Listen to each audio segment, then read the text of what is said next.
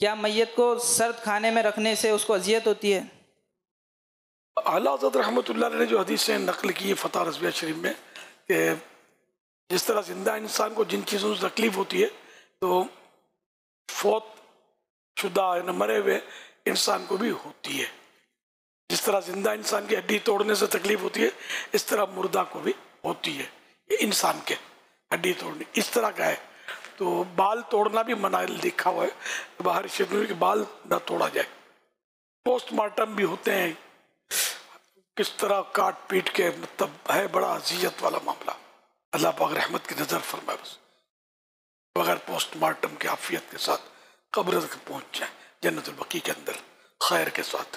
کیا فرماتے ہیں علماء کرام اس مسئلے کے بارے میں کہ کبھی کوئی قریبی عزیز باہر کے ملک میں ہوتا ہے تو اس کو میت کا چہرہ دکھانے کے انتظار میں میت کو سرد خانے میں رکھا جاتا ہے، اور بعض اوقات لاوارث لاش سرد خانے میں رکھی جاتی ہے، یا مقتول کی لاش یعنی جو جس کا مرڈر ہوا ہو، قتل ہوا ہو، اس قتل کیے ہوئے کی لاش رکھی جاتی ہے. ان تمام صورتوں میں میت کو سرد خانے میں رکھنا کیسا ہے؟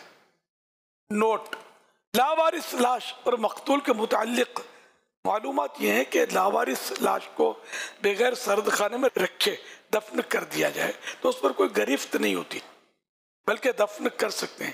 یوں مقتول کے ورثاء کو اختیار ہوتا ہے، وہ چاہیں تو سرد خانے میں رکھے بغیر دفن کر دیں. یہ سوال پورا ہوا.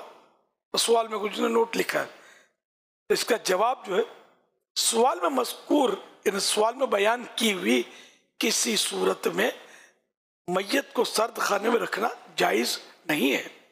تفصیل اس میں یہ ہے کہ جس چیز سے زندہ کو تکلیف ہوتی ہے اس چیز سے مردہ کو بھی تکلیف ہوتی ہے، اور جس طرح زندہ کو بلا وجہ شرعی تکلیف دینا جائز نہیں ہے اس طرح مردے کو بھی بلا وجہ شرعی تکلیف دینا جائز نہیں.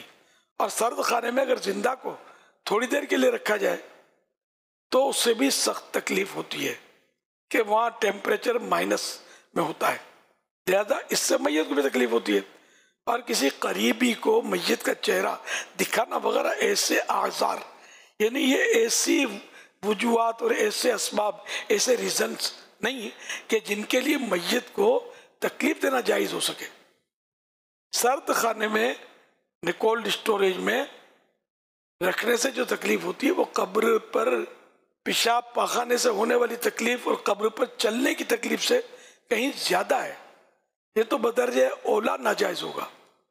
نیز اس میں میت کی تجہیز و تدفین میں بلا وجہ کی تاخیر ہے جو کہ ممنوع ہے. واللہ تعالی اعلم ورسولہ اعلم عز وجل وصلی اللہ تعالی علیہ وآلہ وسلم.